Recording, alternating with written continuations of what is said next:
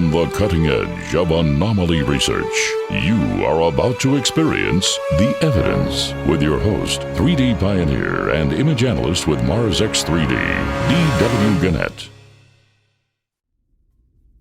Hello there. The truth is usually found. Let me correct that. The truth is always found in the details.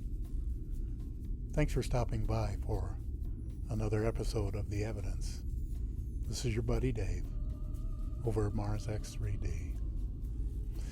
It occurred to me one time that in looking at electron microscope images of very, very tiny things, that it was interesting to me that as you got smaller and closer examination with an electron microscope, things created by the hand of man became more and more crude. They looked like mountains and valleys and scrapes and all kinds of garbage. Whereas when you look at something biological, it gets ever more complex, ever more elegant. It's truly beautiful. Now, to my way of thinking, that's God at work, not man at work. You can disagree with me, that's okay. I don't mind. But truth is found in the details. So very often, the anomalies that I'll be sharing with you are smaller ones, not bigger ones. We have a few of those today. And also I wanted to put in a word and give you a heads up.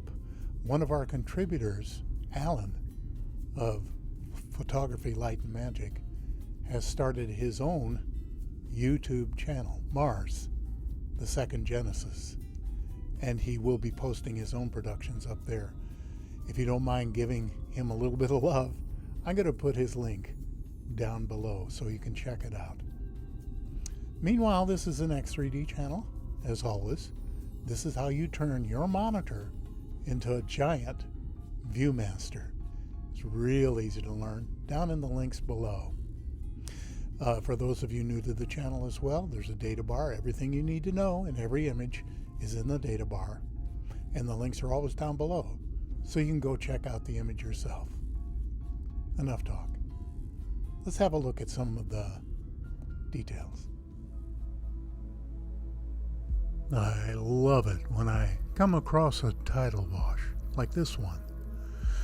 I used to collect agates and arrowheads when I was a kid, and that meant a lot of patience picking through piles of pebbles. Same thing here. It looks like a chunk of bar stock that's been dished out on the right side. That oval is smooth and polished, and there might be markings along the edge facing us, and it's reflecting the light like metal.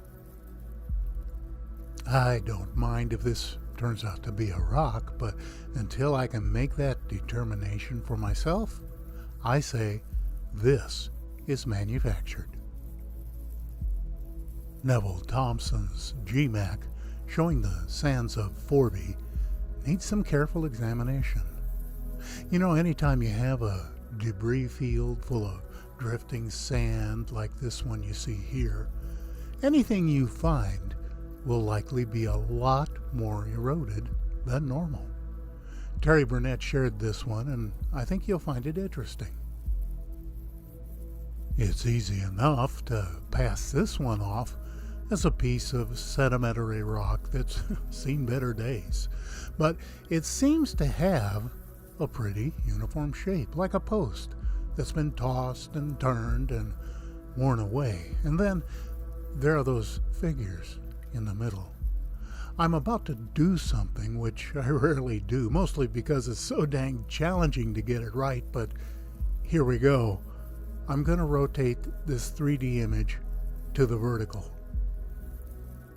You can see I knocked back the shadows a bit, and now I'm going to highlight those figures so you can see them maybe a little bit better.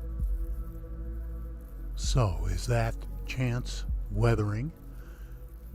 Honestly, I really can't say for sure, but since we've found so many markers and other types of rock with distinct carving on them, well, this one could certainly be a candidate. Our buddy Laszlo is hip to searching out his finds under cliffs and in shadows and amongst the smaller items usually scattered about in the various debris fields. This one is pretty interesting for a couple of reasons. I hope you can forgive me for thinking this looks exactly like a bamboo cane. It's got the same segmented nodules running the entire length, and it's even really close to being the same size as one of our canes here on Earth. And let your eyes roam above and to the right.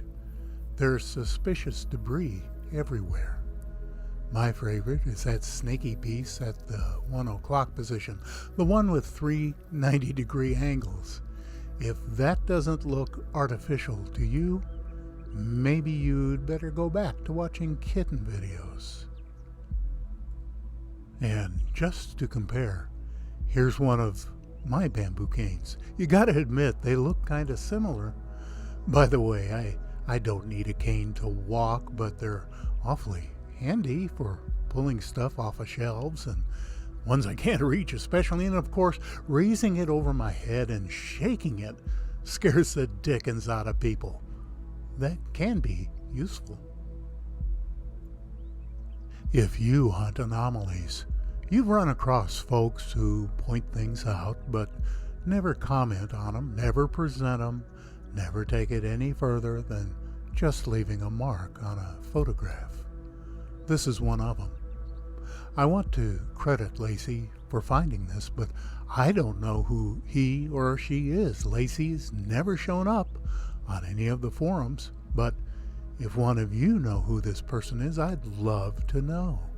Anyway, whatever this is inside the target is about the size of a basketball and definitely not natural. See why I call it Pacman? It looks like it's munching that lighter colored ball, doesn't it? It's interesting too how the lips are outlined in white. Let's get closer. Pacman himself is a near perfect sphere, and the smaller ball in his mouth is definitely a perfect sphere, and it could be made of metal. In any case, it seems to be a totally different material. Kind of looks like a cue ball embedded in a motorcycle helmet. You know, it's hard not to respect the kind of anomaly hunter who's careful, consistent, and professional.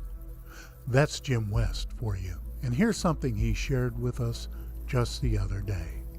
That unusual shape inside the target is what we're after. The feeling I get from this is that it's a temple, a place of some significance to some group of beings back in time. It's pretty hard to ignore the obvious doorway, and especially that perfect circle carved over the entrance. I wish we could see better, whatever inside both of them. Here we go to the breakup point for a closer look. That little square piece to the right of the door, could that be a window, or is it a carving that represents something? The whole structure looks beyond ancient. I'd love to know the thoughts and beliefs of those who built and attended this building.